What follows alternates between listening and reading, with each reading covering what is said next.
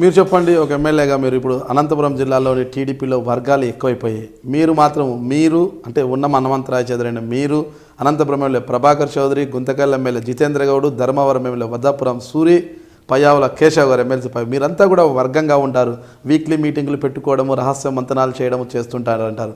ఎందుకు అది వర్గాన్ని ఎందుకు ఏర్పాటు చేసుకున్నారు? అది 100% అబద్ధము. నేను వర్గానికి పూర్తిగా వ్యతిరేకము. ఎవరన్నా విచారించుకోండి. నేను ఏదైనా మొకాన చెప్తున్నాను. నా దగ్గరికి పనికి ఎవరైనా వస్తే కూడా ఇది నువ్వు తప్పు చేసినావని చెప్తే నేను కావాల్సిన పోలీసు చెప్పని ఎవరికి చెప్తాను. నువ్వు ఇట్లా పోకుండా నేను మాట్లాడేవి కాదు. అది వాస్తవం అయితే వేరుశనగ ఇది మామూలుగా సాగు భూమి అయితే నువ్వు సాగులో ఉంటేనే నీకు చెప్తాను, లేకుంటే చెప్పునని చెప్తాను. ఖచ్చితంగా నాకు కావాలంటే మాత్రం నేను అట్లా ఒప్పుకునేవాడు కాదు. ఏదైనా తప్పు చేసామని ఒప్పుకుంటే ఈయన పొరపాటు చేసేవాడు సాయం చేయమని చెప్పాడు. ఇది కూడా విషయం అంతే. ఏ పరిస్థితుల్లో కూడా మేము వర్గాన్ని ప్రోత్సహించేది కాదు.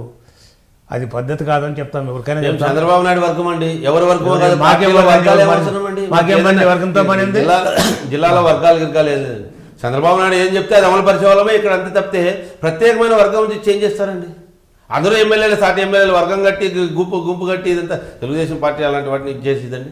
చంద్రబాబు నాయుడు ఏం చెప్తే దాన్ని తూచా తప్పకుండా ఫాలో అయ్యేదే మేము చేసే పని. అంతేగాని మాకు వర్గాలతో పనిలే, ఎవరు వర్గంగా లేరు, ఎవరికి వారే. ఇక్కడ ఈ జిల్లాలో ఎవరికి వారే ఎమ్మెల్యేలు, ఎక్కడ గుంపు కట్టి వర్గాలు చేసే పరిస్థితే లేదు. మామూలుగా అసెంబ్లీలో పక్కన కూర్చున్నంత మాత్రం వర్గంగా కట్టేస్తే ప్రభాకర్ చౌదరి పి, హనుమంతరాయ చౌదరి పక్కనే వస్తారు. JH అసెంబ్లీ సీట్లు కేటాయింపులు అలా ఉంటే ముగ్గురు కూర్చుంటే దాన్ని వర్గంగా భావిస్తే ఎలా అవుతుందండి? ఇది జితేంద్ర గౌడ్ అంతా కూడా అంటే ఒకే ఇన్షియల్ ప్రకారం కూర్చుంటారు. అంటే వీక్లీ వన్స్ టిఫిన్లకు కూర్చోవడము, ప్రత్యేకంగా ఎవరిని ఆహ్వానించకుండా వీరు అంటే హనుమంతరాయ చౌదరి గారు, జితేంద్ర గౌడ్, ఆయన ప్రభాకర్ చౌదరి మీరే కూర్చుంటారు.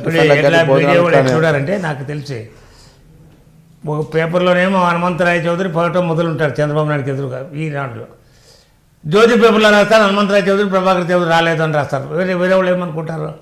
వాస్తవం కాదు కదా. నేను పోయినా నా జరుగు అన్నాను, మాట్లాడినాను, అన్నీ వచ్చాను. అట్లా అనుకుంటే ఆయన ఏం నన్ను పొమ్మలా అని చెప్పలే, పోద్దని చెప్పలేదా? నేనేం పోయినానే నేను పోయినా ప్రభాకర్ చౌదరి అంత ఒకటి అయితే మరి నేను ఎట్లా పోతాను? పోయినాను కదా, అంటే పోయి మాట్లాడించాను. నేను అది ఊరికే కూడా ఉంటుంది. నేను అన్ని అలాంటి వర్గాలు అనేవి లేవండి. అట్లా నాకు అట్లా మాకు అందరూ ఈ రోజే కాదండి, పరిటాల రవి ఉన్నప్పుడే వర్గాలుగా చేయాలి. ఆ రోజు నుంచి ఇది అందరికీ సంబంధించిన వ్యక్తిగా ఉన్నాడు కాబట్టి ఆ రోజు కానీ ఇదేనాడు. అందరినీ సమన్వయం చేసుకోవాలంటే, అంతకుమించి వేరే ఏం లేదండి ఇక్కడ. సరే, మీరు ఇప్పటి వరకు అభివృద్ధి చేశాము, ఇంకా చేసి చూపిస్తామని చెప్తున్నారు. గత నెల రోజుల క్రితం విజయవాడలో సీఎం చంద్రబాబు నాయుడు గారు సమావేశం ఏర్పాటు చేసి ఎమ్మెల్యేల పనితీరు పైన ర్యాంకులు కేటాయిస్తూ, సూచనలు కూడా ఇస్తూ, రహస్య సర్వే ద్వారా సేకరించిన విషయాలన్నీ కూడా సీల్డ్ కవర్లో పెట్టి ఇచ్చారు. దీంట్లో హనుమంతరాయ చౌదరి గారికి ఎన్నో ర్యాంక్ వచ్చింది, ఏమని సూచించారు? సీల్డ్ కవర్ అన్న తర్వాత దాని గురించి చెప్పకూడదు కదండి. చెప్పకూడదు అనేది ఒకటి నెంబర్ 1. నాకు తెలిసిన ఒక అభిప్రాయం చెప్తాను. హనుమంతరాయ చౌదరి వృద్ధాప్యం వల్ల తిరగలేకపోతున్నాడని చెప్పి సీల్డ్ కవర్లో రాశారు.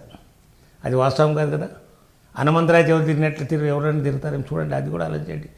నేను మొన్న పోతే 1 గంటకి ఇక్కడ వదిలిపెట్టి 1:44 అనంతపురంలో వదిలి శ్రీశైలం పెళ్లి చూసుకొని నెక్స్ట్ డే 24 గంటల లోపలే నిమ్మలకి ఇష్టపడి పెళ్లి చూసుకొని రాత్రికి ఇంటికి వచ్చాను. మరి ఇంకా ఎట్లా చేస్తారు? ఇంక అంతకన్నా ఏం చేస్తారు? ఎవరన్నా కానీ వృద్ధాప్యం ఉంటే తిరగలేరు కదా. ఎట్లా సాధ్యమైంది అనుకుంటున్నా? సీల్డ్ కవర్ అనక చెప్పకూడదు.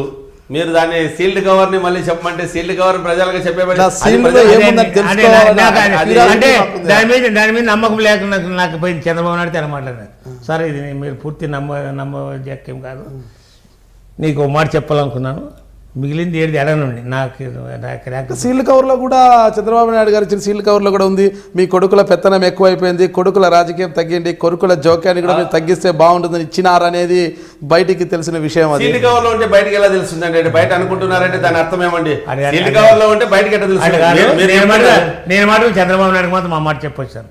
ఇది పూర్తి అబద్ధం సార్, ఇది అసంబద్ధం సార్, దాన్ని పూర్తిగా నమ్మద్దండి. ఎట్లంటే నేను తిరగలేదంటే ఇంకెవరు తిరుగుతారు నాకు అర్థం కల.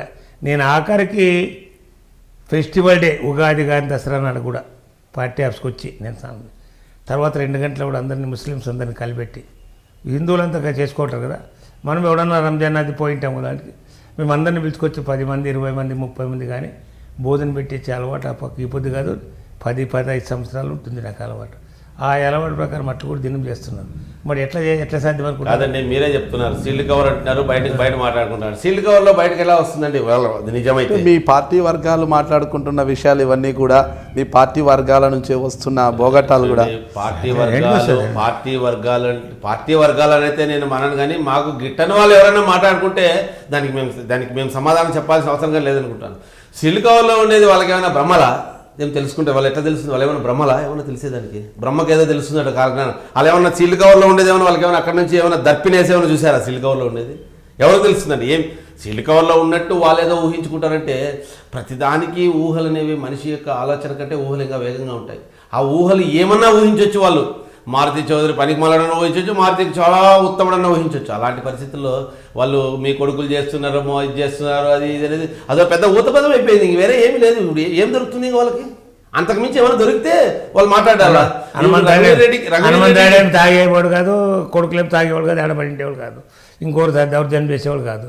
మరి ఎట్లా ఏం మాట్లాడాలి వాళ్ళు? హనుమంతరావు చౌదరి ఎవరితో యాబొద్దు హనుమంతరావు చౌదరి మార్కెట్ చైర్మన్ ఉన్నవాడు కూడా 1000 రూపాయలు లంచం తీసుకొని పాపాన పోలేదు. ఉన్నటువంటిది ఏదో నేను తక్కువ ఖర్చుతో అన్ని మెయింటైన్ చేస్తున్నటువంటి వ్యక్తి. ఇప్పుడు మీరే అన్నారు సీల్డ్ కవర్లో ఇచ్చిన దాంట్లో హనుమంతరాయ చౌదరికి వయోభారం వల్ల వయసు మీద పడడంతో ఎక్కువగా తిరగలేకపోతున్నారని చంద్రబాబు నాయుడు గారు ఇచ్చిన సీల్డ్ కవర్లో ఉందని మీరే చెప్తున్నారు. నిజమే. అయితే ఇదే నేపథ్యంలో 2019 ఎన్నికల్లో పెద్దయినా నువ్వు ఎట్లా వయసు మీద పడింది, నీకు టికెట్ ఇవ్వలేను, కొత్త వారికి అవకాశం ఇస్తాము అని ఒకవేళ చంద్రబాబు నాయుడు గారు చెప్పిన పక్షంలో మీరు ఎలా స్పందిస్తారు? తప్పకుండా సార్ స్వాగతిస్తాను. నేను చేస్తాను సార్ అంటాను. నేను అంటే మీరే చేస్తామంటారా? మీ తర్వాత మీ కొడుకు అంటే మారుతి చౌదరి గారికి టికెట్ నేను నా రెండిట్లే నాకు ఏదైనా సమ్మతమే. నాకేం ఆ పిల్లోడికి ఇచ్చినా నేను ఒప్పుకుంటాను, నాకు వచ్చిన ఇబ్బంది లేదు. నాకు ఇస్తే కూడా నేనేం చేస్తాను ఖచ్చితంగా. 2019 ఎన్నికల్లో మీరే బరిలో ఉండాలని మీ లక్ష్యమా? మిమ్మల్ని తప్పించి మీ కుమారుడైన మారుతి చౌదరికి టికెట్ ఇవ్వాలనేది మీ లక్ష్యమా? ఏదైనా చంద్రబాబు నాయుడు ఏం చెప్తే అది చేసేటుంటాడు. మీ కోరిక ఏముంది? మీ కుమారుడిని నాకు అటువంటి కోరికలు ఏం లేవు. నేను ముందు రాబోయే దాన్ని ఊహించేవాడు కాదు. వాస్తవంగా ఎట్లుంటే చంద్రబాబు నాయుడు ఇష్టం ఏమైతే దాని ప్రకారం నేను పోయి నడుచుకునేటువంటి వ్యక్తిని. అంటే మీ కుమారుడికి టికెట్ ఇచ్చినా కూడా మీరు స్వాగతిస్తారు? సో అదేం నాకేం ఎవరైనా స్వాగతిస్తారు, దాని తప్పేముంది? ప్రత్యామ్నాయంగా అవతల రామ్మోహన్ చౌదరి కూడా ఎదుగుతున్నాడు. ఎవరైనా నాకు అది తప్పదు. చంద్రబాబు నాయుడు ఇచ్చినప్పుడు దానికి ఏమి? చంద్రబాబు నాయుడు ఆయన ఏం ఆలోచిస్తే అది అండి, కానీ దానికి ఏముంది? నేను ఎమ్మెల్యే ఉన్న హనుమంతరాయ చౌదరిని, మీరు హై డ్రీమ్ మీడియా చూస్తున్నారు.